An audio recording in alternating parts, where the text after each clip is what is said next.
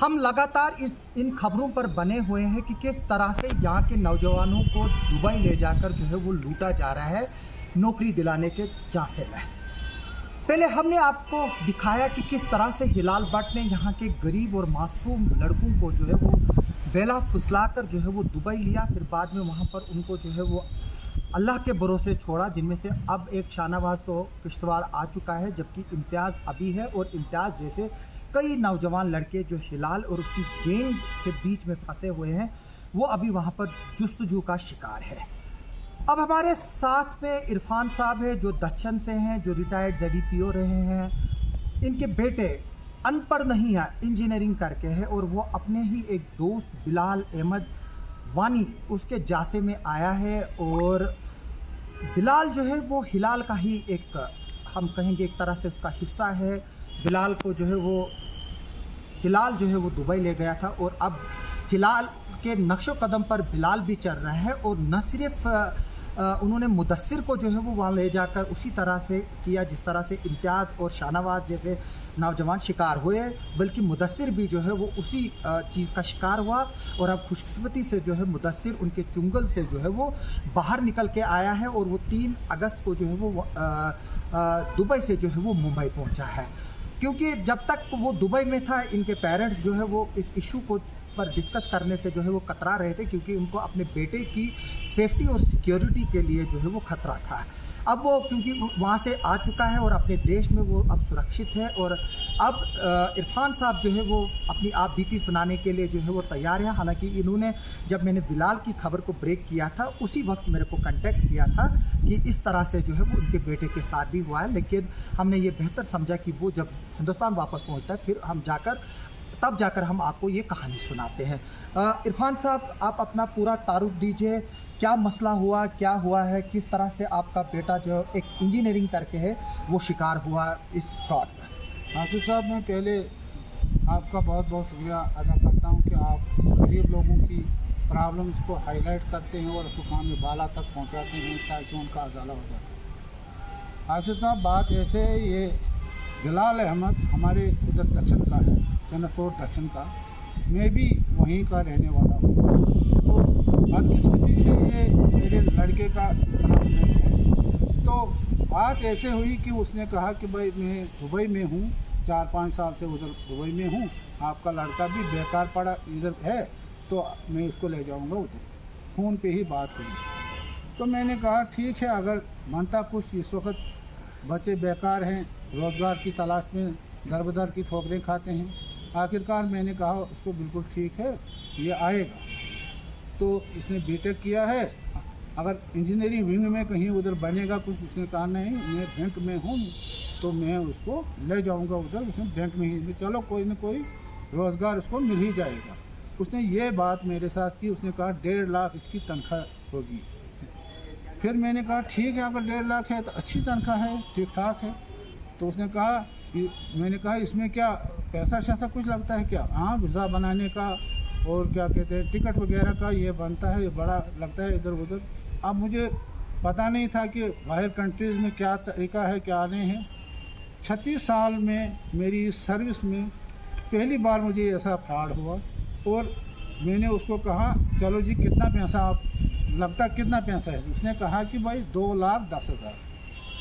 हाँ जी, मैंने कहा ठीक, दे दो अकाउंट नंबर, तो मैं डालूँगा, कुछ करूँगा, दे दूँगा, कि बच्चे के लिए कुछ न कुछ करना ही पड़ता है। आखिरकार उसने क्या किया, उसने दिया एक भांजे का अकाउंट नंबर, बहन के लड़के का अकाउंट नंबर दिया। जी, वो मैं पढ़ रहा था आपकी एप्लीकेशन। उबैदुल्ला नाम है उस लड़के का, उबैदुल मजीद, सनाम अब्दुल मजीद, वो भी दक्षिण का ये। तो उसने, मैंने उसके अकाउंट में डाल दिए पैसे। ठीक है सर। तो फिर आपने उबैद से ये कंफर्म किया कि उसके पैसे आए? हाँ, उसने उसको ये पता था कि किसके लिए पैसे? नहीं, उसको ये पता नहीं था। मैंने कहा कि उसी ने अकाउंट नंबर दिया, बिलाल ने अकाउंट नंबर दिया, मैंने उसके अकाउंट में डाले। हाँ। और जब उसके अकाउंट में डाले तो उसने उसके और कहीं के मतलब आ गई। मैंने आज उससे वो स्क्रीनशॉट मांगे तो उसने 1,81,000 के वो दे दिए स्क्रीनशॉट, जो उसने बिलाल को पैसा ट्रांसफर। बाकी मैंने कहा वो स्क्रीनशॉट भी भेज, तो वो कहने यानी कि बिलाल को, यानी कि यानी कि जो ये उबैदुल्ला है उसको पता है कि आपने मुझे बिलाल के लिए पैसे डाले और उसने फिर बिलाल को पैसे भी डाले हैं। जी जी। आज क्या बात है, आज जब मैंने फ़ोन किया उस क्या कहते हैं बिलाल को नहीं, दूसरे उबैदुल्ला को जब फ़ोन किया तो वो कहने लगा मेरे अकाउंट में क्यों आपने डाले पैसे। मैंने कहा ठीक है, अगर मुझसे गलती हुई अकाउंट में डाले, आपको उसी वक्त इन्फॉर्म करना था, पुलिस आपको इसी वक्त इन्फॉर्म करना था, वापस डाल देते बैंक करना, ये मुझे कहीं से पैसे आए।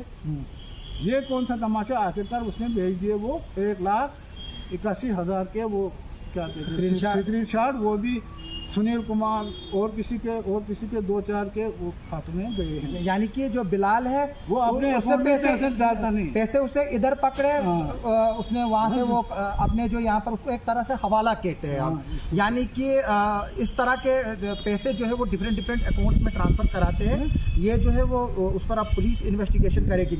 आपके बेटे से मेरी बात हो रही थी जब वो मुंबई पहुँचे, पहले जो है वो आपके बेटे को जो है वो बिलाल ने मोटिवेट किया, फिर वो आपके पास आया और फिर आप तक बात पहुंची और आप फिर एग्री हो गए अपने बेटे के उसमें के जुस्तजू में कि कहीं ना कहीं ये जॉब लग जाए। यानी कि जो पैसा आपने उसको दिया वो आपकी रिटायरमेंट का पैसा था। सर रिटायरमेंट निकला था थोड़ा बहुत, अब मैंने दे दिया था। अब इसने इतना ही पैसा खर्च नहीं कराया, 1 महीना मेरा बच्चा वहाँ रहा कमरे में, और उसने कहा उस कंपनी में लगाऊंगा, दूसरी कंपनी में लगाऊंगा, तीसरी कंपनी, ऐसे करते करते 1 महीना गुजर गया सर। उसके बाद मैंने फ़ोन किया बच्चे को और कहा भाई क्या बात है। कहता है मैं इधर, मुझे लगता है ये कुछ गुंडा टाइप का आदमी है और ये मतलब ब्लैकमेलर कुछ देख रहा हूँ मैं, और मेरी ज़िंदगी में कुछ गड़बड़ होने वाला है, मुझे ऐसा लगता है। फिर मैंने रात को उसको फ़ोन किया और पैसे कुछ डाले तो इधर से उसने टिकट काटी और भाग कर आए। यानी कि आपका बेटा कह रहा है कि आपने जो 2,10,000 रुपये इसको बिलाल को दिए, उसके अलावा उसको 2 लाख रुपया लगा वहाँ पर, उसके अलावा उसको 2 लाख ज़्यादा ही लगा। वहाँ से टिकट भी काटनी पड़ी, फिर मुंबई जाना पड़ा, फिर कुछ उसको वहाँ पर खर्चा भी जो कहने लगा मुझे खाने पीने का और रहने का भी जो है वो खुद से देना पड़ा। और सर सब मैंने दे दिया, बच्चे को पैसे ट्रांसफर किए, सारा दिया मैंने सर। उसको क्या कहते हैं, मैंने कहा अब बच्चा है जब तक ये नौकरी, वो कहने लगा बस इधर से जाकर ही नौकरी उसको मिल जाएगी। तो बाद में लास्ट में कहा ये इंग्लिश नहीं जानता। मैंने कहा, उसने कहा उसको वेटर की नौकरी करनी है। मैंने कहा, बच्चे ने कहा फिर भाई अगर मुझे उधर बैंक में इंग्लिश नहीं आएगी तो वेटर में भी तो इंग्लिश करनी है, यहाँ कैसे आएगी। यानी कि बहाने करके, यानी कि आपका बेटा बीटेक सिविल इंजीनियरिंग में अगर कहाँ से की उन्होंने पंजाब से की है। यानी कि अगर असाइनमेंट भी लिखने होते हैं वो भी अंग्रेजी में होते हैं। और मैं आपको एक कहावत सुनाता हूँ। एक बार एक शख्स मुझे पूछता है कि क्या आपको अंग्रेजी आती है। तो मैंने उसको बोला कि मैं अंग्रेजी अखबार में काम करता हूँ तो अंग्रेजी मुझे नहीं आएगी क्या। मतलब इसी तरह का जो सवाल है वो उसी को जो है वो पूछा गया है।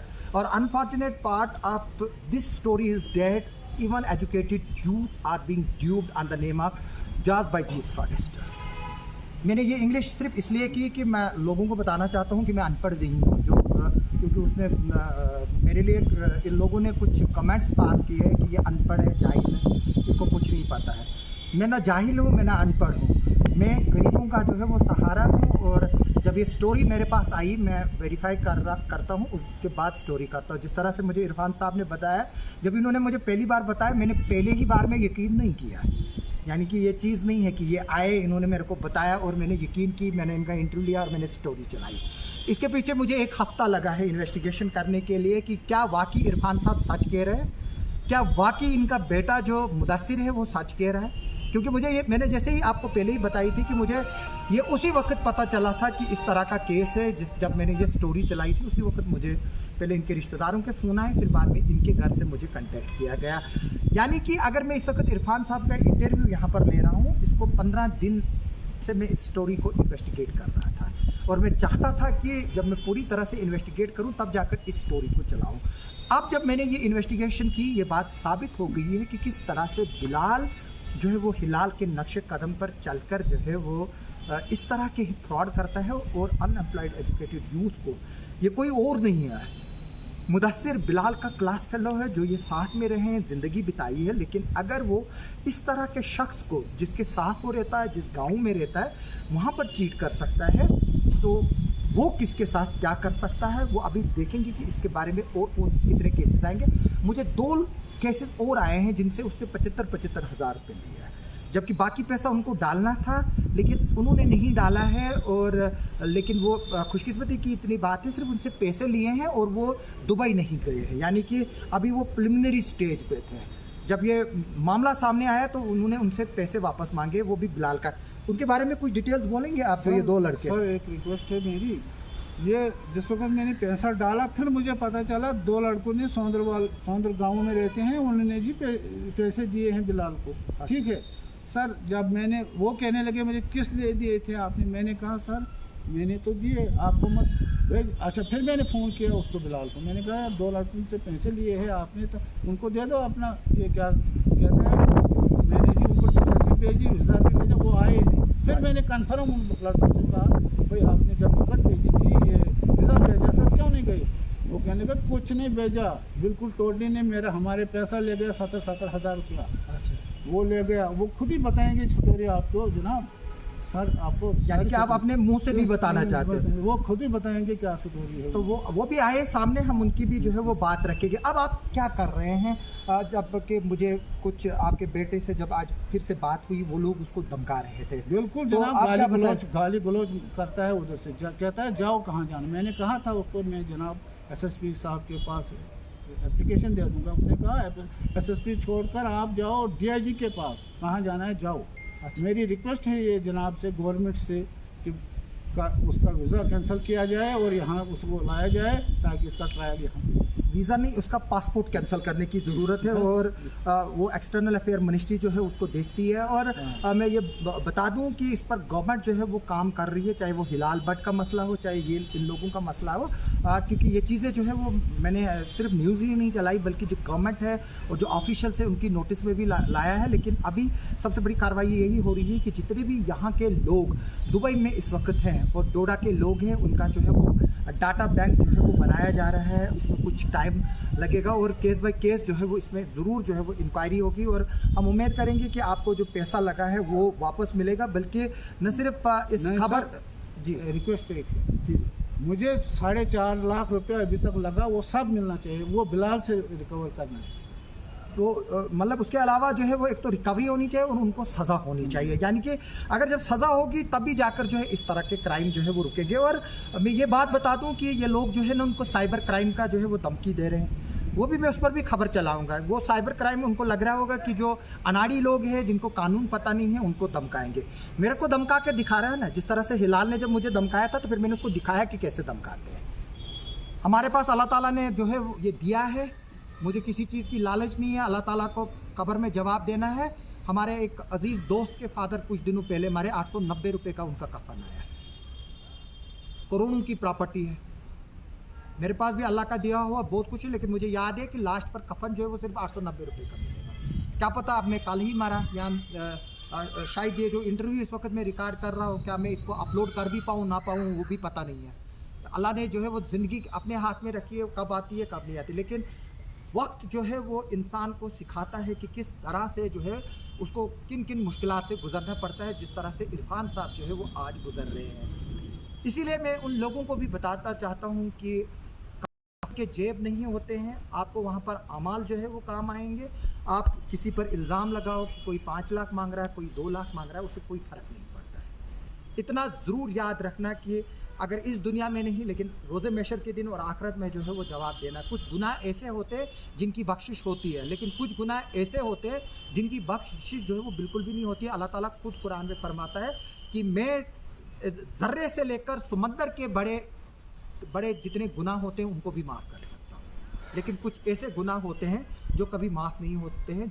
जो गुनाह जिस तरह के ये नौजवान लोगों को जो है वो लूटना है, चाहे बेशक मुदस्सिर के फादर जो है एक एम्प्लॉय रहे हैं, उनके तनख्वाह है, ये आज पेंशन होल्डर है, इन्होंने अपने बेटे को मेहनत से पढ़ाया, यहाँ पर जॉब नहीं थे, अनएम्प्लॉयमेंट अपॉर्चुनिटीज़ नहीं थी, इसलिए उसने प्रेफर किया। हर कोई चाहता है कि उसको जो है वो अच्छी लाइफ मिले, लेकिन इसका मतलब ये नहीं है कि उसको लूटा जाए। इसके मुकाबले में इम्तियाज़ और जो शाहनवाज़ है वो गरीब घरों के लोग हैं, जो हैंड टू माउथ है। मैं इम्तियाज़ के फादर से मिला हूँ, वो इतना गरीब है कि उसको मदद की यहाँ से ज़रूरत है, ये नहीं है कि उसको यहाँ से लोग लूटें। मेरी एडमिनिस्ट्रेशन, पुलिस और गवर्नमेंट से रिक्वेस्ट है कि वो इन केसेस को इंडिपेंडेंटली जो है वो इन्वेस्टिगेट करें और जितने भी पैसे इन गरीबों के हैं उनको जो है वापस दें। ये नहीं कि वो बोलेंगे कि हमने आपको टिकट भेजा, वीज़ा भेजा। मैं आपको बता दूँ, अगर इम्तियाज़ ने या शाहनवाज ने जॉब वीज़ा के लिए जो है उनको पैसे दिए तो वहाँ से वो टूरिज़्म वीज़ा क्यों भेजेंगे? इसका मतलब ये है कि मैं यहाँ से दुकान पर जो है वो कपड़ा खरीदने के लिए जा रहा हूँ, वहाँ मुझे ईंट दी जा रही है, मुझे क्या करना है उस चीज़ को? यानी कि जिन लोगों से पैसे लिए गए हैं, मेरी रिक्वेस्ट है गवर्नमेंट से कि इनसे ये वो पैसे जो है वो लिए जाए, इनके घर वालों के खिलाफ भी कार्रवाइयाँ की जाए जो इनमें मिले हैं। जो उबैदुल मजीद है जिसके अकाउंट में पैसा ट्रांसफ़र हुआ है, जहाँ हिलाल ने जिसके अकाउंटों में पैसे ट्रांसफ़र कराए, ये एक गैंग है जो इस पर एक्ट करती है और उनको जो है वो ये जो है वो एक सिस्टमेटिकली एक्ट करती है। ये धमकाते हैं लोगों को, कानून का डर देते, पुलिस का डर दिखाते हैं। हमने देखा कि हिलाल किस तरह से अपने आप को जो है वो आर्मी का बंदा बता रहा था। पहले जो है वो फ्री कश्मीर और एंटी इंडिया मूवमेंट चलाता है, फिर यहाँ के लोगों को जो है वो पाकिस्तानी एजेंट को हैंड ओवर करता है। खुदा न खास्ता कल को उनके साथ जो है वो किसी तरह की अनहोनी हो, उनको इस्तेमाल किया जाए। आज हमने देखा कि बांग्लादेश में क्या हुआ। इसी तरह की साजिशें जो है वो हमारे लिए भी की जा रही है, उस पर मैं अलहदा जो है वो वीडियो बनाऊंगा। हम उम्मीद करेंगे कि इरफान साहब के केस को जो है वो पुलिस सीरियसली लेगी। आपने कंप्लेंट की क्या? ना, मैं कल जा रहा हूँ एसएसपी साहब के पास, मैं आपकी कंप्लेंट दे दूँगा वहाँ जी। तो सर हम उम्मीद करेंगे कि एसएसपी साहब जो है इस पर कार्रवाई करेंगे। आप सबका सुनने के लिए और देखने के लिए बहुत बहुत शुक्रिया।